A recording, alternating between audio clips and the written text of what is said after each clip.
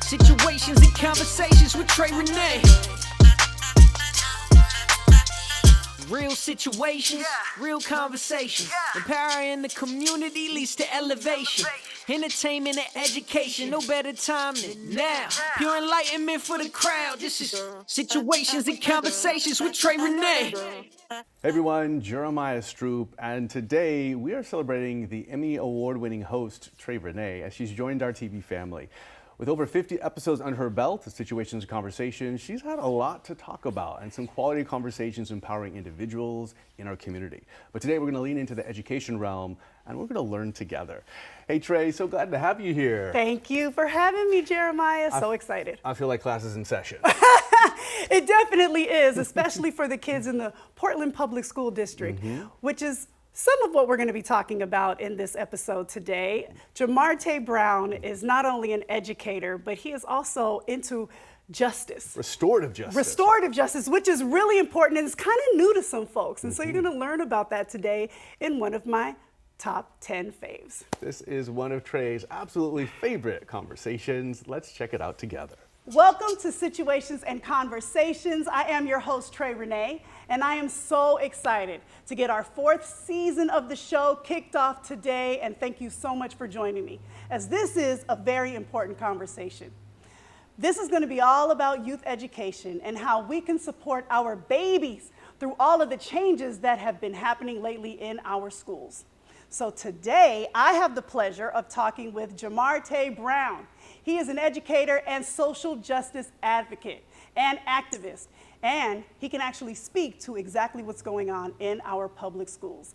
Let's welcome Jamartae. Appreciate you. Thank you so much for being here. Absolutely. I mean, honestly, thank you so much for being here, because I think you came straight from being with our babies, being in the schools. Fresh from the 6th through 8th grade aroma in the school. Wow. Fresh from it. Wow. Okay. So thank you for, coming straight here. And thank you for the work that you're already doing, have been doing, and will do with our children in the community. It's very, very important. And so before we get into all the nitty gritty of all the ins and outs of what needs to happen with the school system, tell everybody a little bit about yourself and like what you're up to these days specifically. I think like you said, Jamartae, aka Martae, a lot of people know me by Martae. Northeast Portland native, grew up a block away from Jefferson High School, raised by my moms, aunties, grandparents, the village, you know what I mean? And I think without those people, without having those grounding morals and values, I wouldn't even be sitting right here in front of you right now. Right. So, it's just a blessing to be here. And I think that's just me. I'm just somebody who just try to serve, try to do what I can, and really just be a beacon of hope. Yeah. There's a lot that going on in the world. There's a lot going on with our kids. And this is why I'm really excited to have you here, because you are a real person in the mix, in the streets, in the best ways. Yeah. But Right. I mean, and maybe not always, you know what I mean? But you can speak directly to what's going on in our Portland public schools, because you grew up in the Portland public school system, right? Yes, ma'am. Yeah, I grew up Woodlawn Elementary. Then I went to SEI Academy. Yeah. So when SEI became a school. SEI for life. Always. I'm an SEI baby. And so they even had a contract with PPS as well. So kind of those little intertwined things in middle school too with the academy. And then I went to Jefferson High School. Yeah. Well, The that's greatest a high big school one. in the city. Right. I love it. So many like wonderful stories and rich stories of young people coming through Portland public schools back in the day, but now I find that there's a struggle happening. Can you speak to what you're seeing in your job? Like, what exactly are you doing in the public school system? So my role is I am a restorative justice coordinator. So what I am is, I tell people I'm the peacemaker of the school. Okay. Right? And so I help kids and teachers and families navigate a conversation around the real conversation, right? And part of that word, restorative, that root word is restore. How do we restore what harm that we may have caused or somebody may have, maybe we caused it, maybe that person caused us harm, but how do we restore that? How do we do repair work? How do we sit down and have an honest conversation? I honestly tell kids and families, especially when parents ask me, what is a restorative conversation? I say it's basically a family meeting. It's a Okay. family meeting about having a real conversation about what's going on. For example, let's say a kid been having troubles in class, a teacher has some concerns, feeling like this kid is, is not engaged, or they feel like, they just need some help with this kid to really get to this kid, right? And I come in, a teacher communicates with me, maybe an admin, principal, or vice principal, whoever, communicate with me about what's going on. A visit to the class sometimes. I do different things to where I'm able to see what's going on, the dynamic, and then we sit down and we have a conversation when the time is right about how can we better support this kid. So we may get mom or whoever, dad or whoever the guardian of this kid, and I help navigate those conversations so we can be better. It's about being better. How did you come to do this kind of work? I mean, did you just grow up one day and say, okay, I think I want to be a restorative justice or what did you call it again? Restorative justice coordinator. Justice coordinator? Yeah. I've never even heard of that title, although it sounds very necessary. Yeah. When and how did you even come into this work? I play sports. I play football, basketball. I went to college for football. And when I was on my way, this is a true story, when I was on my way to go play overseas, I was deciding between Russia and Germany to go play because they were having two leagues out in those countries. And I was talking to those coaches, and then shortly after, they was talking about COVID-19 happening, right? And so I'm looking at the news, I'm watching all these things, they're talking about how COVID was getting ready to happen and all these different things. And that kind of put things at a standstill for me because with a massive, what we know now is a massive pandemic for the world. I'm not going to go to a different country and potentially put myself in a whole lot of situations where I might not be able to come back home or I might be on lockdown, whatever. And so a mentor of mine, Michael Hill, who's also a RJ coordinator at Mount Tabor, he suggested, hey, why don't you go for a paraeducator job at a school? And I told him straight up, no, I'm not about to go work at no school. I'm trying to go play football overseas. Right. And he was like, hey, I'm just saying, think about it. I thought about it. I applied for the job. I went to the interview, and literally when I got there, Beaumont was there. My interview was originally with Tubman. Okay. I got to the interview, and it was Beaumont. It was the vice principal of Beaumont at the time, and my interview happened with them. Okay. So I was like, okay, that's different. Did the interview. They called me in 20 minutes and said I had the job. Now, what do you think about that? That feels like ordained. That feels like you were exactly where you were supposed to be, and you thought you were interviewing with one school, it was another school. That feels very much like destiny. Yeah. Do you believe in that? 100%. Purpose. I believe in callings. I believe in just being a servant. Kind of like what we just talked about previously, getting on camera, like just being a servant. And I think that's huge for me because I want to serve. I want to maximize my time here on earth because I know just like everybody else that life is short, but life is also slim. Right. Because just like Maya Angelou said, people will forget everything else, but they'll never forget how you made them feel. And that's the boom. I like that. That's okay, this is a great place to take a break. We'll be right back after this with more of Trey's Top 10. Well, we're back and we're leaning into this education conversation along with restorative justice. What was your biggest takeaway with this conversation? I love the fact that we're not just talking about justice in the way that we historically know it. Restorative justice is more about healing, right? It's not just about, okay, the punishment fits the crime and this and that. There has to be some healing involved in order for it to really resonate and take hold, right? And build our communities to be better. Absolutely, and you can learn and grow from that. And so Jamartae Brown has just been a pillar about this. And so I love this conversation that we've had. I can't wait to hear more from him. Let's check it out. Welcome back to Situations and Conversations. We have been having a very good conversation with Jamartae Brown, who is a paraeducator in Portland Public Schools and also a restorative justice advocate and all the things for the kids. And Jamartae, you said something before the break. Time is short, but it's also slim, which means we don't have a lot of time to make sure that our kids are being served properly in the schools. And with all of these closures between COVID, which was like, oh my goodness, just devastating to so many families and the children not actually being in school for learning. And then you had strikes all over the place where kids were also out of school for a very extended period of time. What have you seen as far as learning goes with the children that you serve? It's tough because we're noticing that a lot of our kids don't have some of those same skills that we feel like they should have at grade level.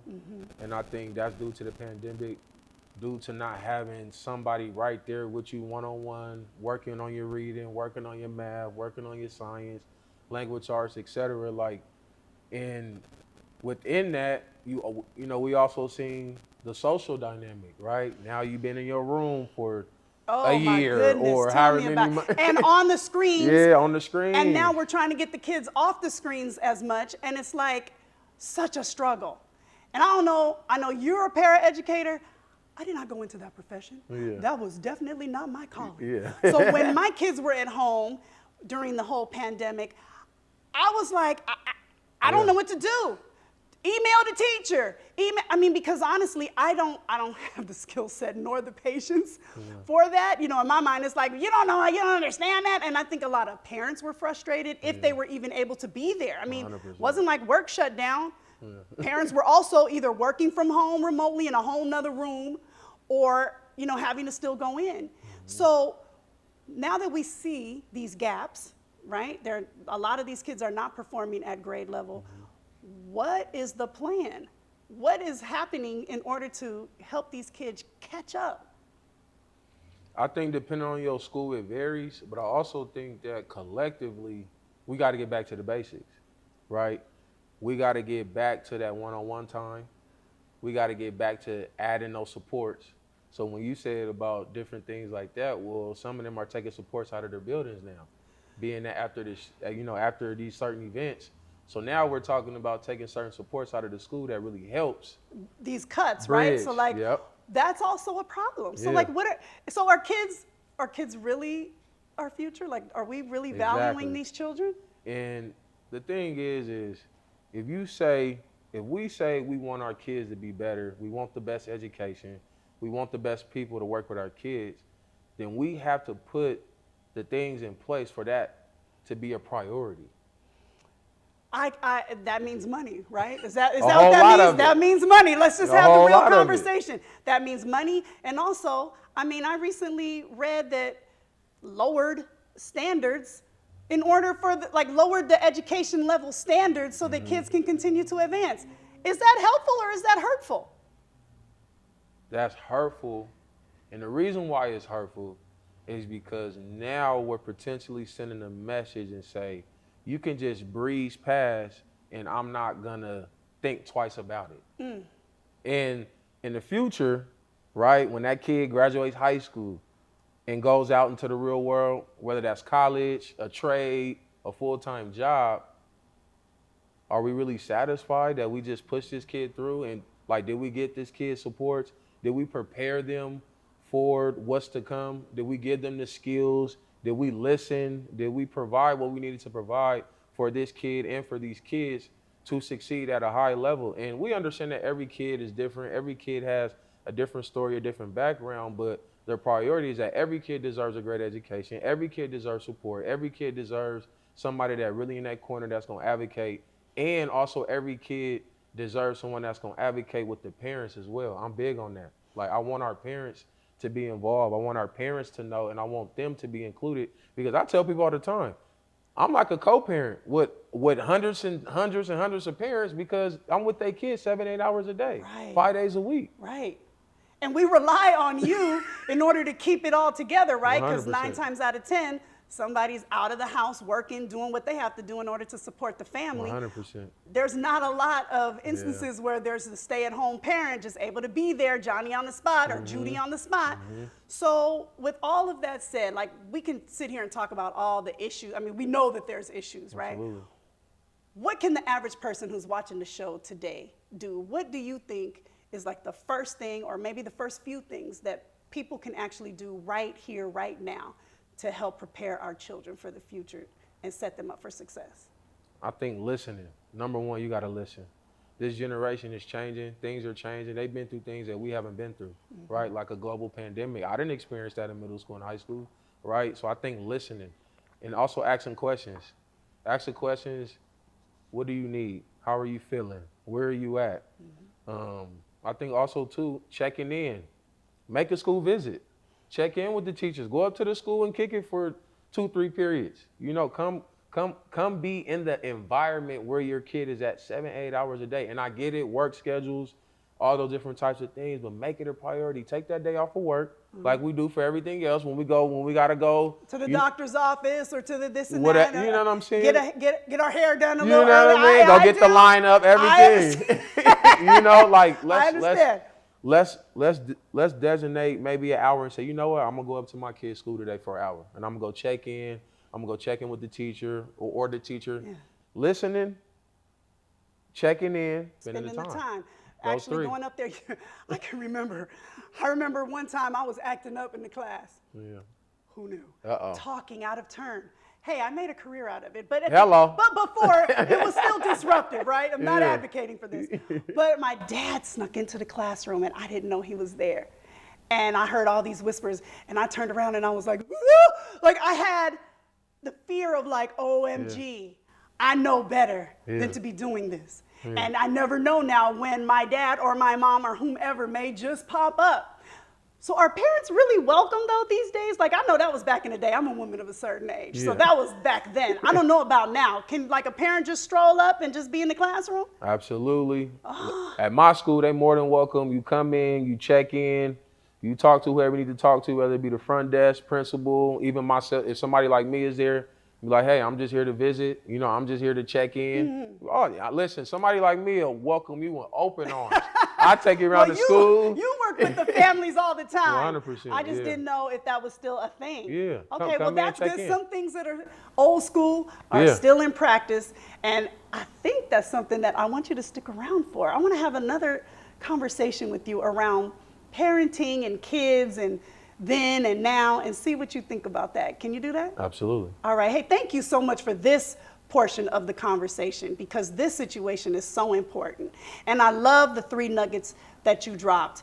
And I believe in you. And thank you so much. I really appreciate everything that you are doing. You about the realest paraeducator, restorative justice person, all in one that I've ever met. And I'm so glad that we were able to introduce you to a wider audience and let people know the work that you're doing and people like you are out here doing boots on the ground. We'll be right back after this with more of Trey's Top 10. All right, everybody, welcome back to Situations and Conversations. I'm Trey Renee, and I'm so happy because this is my favorite segment.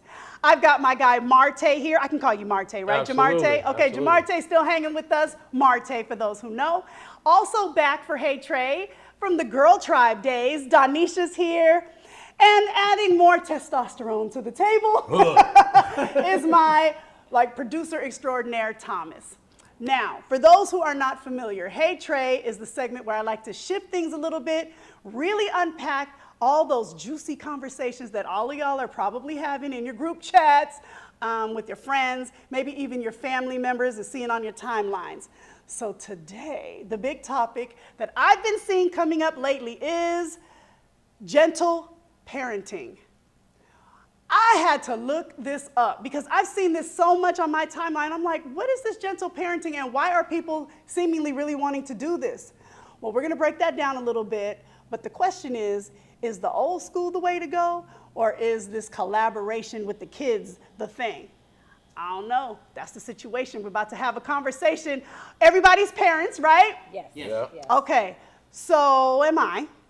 And I come from the old school, so I automatically defaulted to, what's wrong? I came out okay, right? I actually got some butt whoopings. Every now and then, I was shamed into behaving. I was told what to do, not asked. There was no collaboration in my house. It was my way or the highway type of energy and language. And that's just how it was. And that is how I have been raising my children. But I've been hearing about this gentle parenting where it's like, you know, let's collaborate on this. Maybe, you know, no shame, no rewarding for good behavior, and no punishments. Jamartae, weigh in on this. What do you think is the best way? I'm a little bit of both. I think having a mixture, like you said, I grew up in the old school, so like there wasn't no conversation, there wasn't no debate. You know what I'm saying? Like it wasn't no all negotiation or none of that. Whatever Mama said.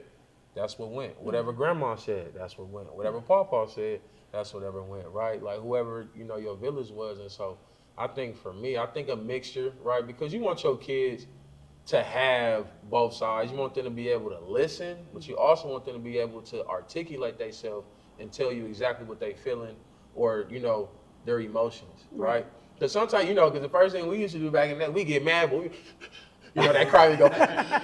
And what they say, I give you something to what? Cry about. Man, so weigh in, Dawn. You over here, you know exactly what it is. My babies are older now, but I still find myself gentle parenting. She'll be on purpose or on well, like? I have to. It's what I found is if I'm not doing those things and listening and tiptoeing and not bringing, I want to bring back shame, but I can't. We bringing shame back. These kids are mean. They won't talk to you. Oh. So it's the way that I get them to talk to me by like, hi, how's your day? Let's unpack this. Those are the words I find myself using because the village sometimes is available and sometimes they're not. So I'm like, the village that normally would help me with, you know, the balance of gentle parenting is not there. So it does fall back on me where I have to be dad, grandma, auntie, mommy, friend, so that's where gentle parenting for me, it's had to kind of work. And that came from my kids going to therapy, hearing like, well, Dawn, have you tried this with them? And I'm like, oh, okay. I told you already, I'm not that gentle. But Thomas, why don't you weigh in? Me and my wife have a really good relationship with our kids where it's like, she could be bad cop, I could be good cop, and we switch it around. Okay. Where it's like okay, mom's being mean to me, so I'm gonna go talk to dad. Or dad's being mean to me, I'm gonna talk to mom. So it's one of those things. So I guess it's naturally like we're both gentle and rugged, I guess. Yeah, but you have to be on the same page with that because otherwise these kids will play y'all all day long. Oh no, we know, we're already 10 steps ahead of the kids. But so do you believe in this idea of kids having buy-in and collaborating with them in order to get them to yes, be on the right path? I think so. This is what I learned is in an agreement, right? So if you have a situation with your kid that they don't want to do the dishes, right? Okay. Or you say, okay, if you don't want to do the dishes, you do the dishes tomorrow. Can we agree on that? It works because they're accountable for what they have to do. See what I mean? So this whole like idea around no reward and no punishment, I don't believe in that, and I'm gonna tell you why. Because I don't think the world operates that way. No. You're going to have consequences for your actions, and everybody always thinks consequences mean negative. No, you can have a wonderful consequence, which could be the reward. You could have a negative consequence, which could be the punishment. I think both. I think reward, having that punishment or that consequence is important too, right? Like my oldest, she's 15, and you know I've been in her life since she's been 8 years old, and she killing it. She's been killing it in school, like from 6th grade all the way up until now. She's a freshman at Benson, and she's killing it. She all A's. She got all A's her last quarter, and like she's killing it. So like when I get tickets to the Blazer game, we go to the Blazer game, or you know we go get Jamba Juice, or we go to breakfast in the morning. Like we just go do, you know, whatever we want to do. Usually I'll probably need to do a better job of asking her what she want to do, because I always be coming to the table and say, you want to go to Business Cafe today? You want to do this? You want to do that? She'd be like, yeah, you know what I mean? But even with my 3-year-old, she's a little bit different because I think she just run things. So it don't even, reward is the punishment the reward. It's all in one. You getting them both too. You getting rewarded and you getting punished. You know what I mean? But I do. I think there's something about that, at least with Black parents. Absolutely. It was dangerous for our children out here. Okay, and it still is, but I'm saying our parents and their parents grew up where it was like, listen, you gonna do this because if you don't, you may not make it home. Yeah. You're gonna do this because you mess around and catch a case. That's right. You know, you're gonna do this, okay, born out of systemic racism and all of the fabrics that are interwoven into everything that we do. Historically, I believe that that's the case, because when I hear, and I'm not gonna front, we keep it real with these conversations, when I hear, oh, Johnny, don't you want to do X, Y, and Z? I automatically think that's for white folks. Because that's the privilege that they can have to ask their children, do they want to do this or not do this? I don't know. I never had that opportunity, and I never saw that even in the generations before me. No. It was always like, this is what you need to do to survive, and you're gonna do what I said because I said so. I don't have time to sit here and explain all of this to you. And a lot of times they didn't want to explain it because it's traumatic. Yeah. You know, but I know we're shifting into hopefully a different time and a different mindset. Yes, does racism still exist? Of course. Is it interwoven in the fabric of America? Yes, indeed. And if you want to talk to me about it, DM me. If you want to learn more, head over to our website, and also make sure you tune in next week for even more powerful conversations and situations. Trey, Renee, we are having a blast exploring your top 10. How are you feeling? I am excited. I am super excited that people who have not yet seen these episodes will hopefully be inspired by them, feel empowered by them, get some new information, and of course be entertained at the same time, because it's all important. Oh my gosh, you can learn along the way and have a good time. Make sure you tune in next week for even more of Trey's Top 10. Watch Situations and Conversations, Trey's Top 10 with my guy Jamartae Brown on Portland CW and streaming on the Coin Plus app, Sundays at noon.